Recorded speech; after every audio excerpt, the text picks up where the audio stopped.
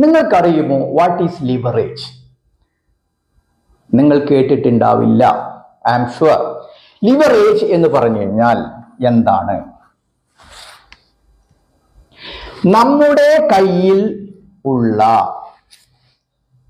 Cash കൊടുത്ത് മറ്റുള്ളവരുടെ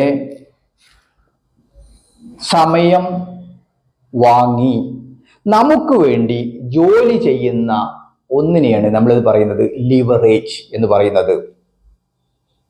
using others' capacity to increase our income and to increase our business. Am I right? ഇനി നോക്കാം എന്താണത്. വാങ്ങുക. എന്താണ് വാങ്ങുക? എന്ത് വാങ്ങുക? Other people's idea. മറ്റു മനുഷ്യന്റെ ഐഡിയ വാങ്ങുക, ആശയം വാങ്ങുക.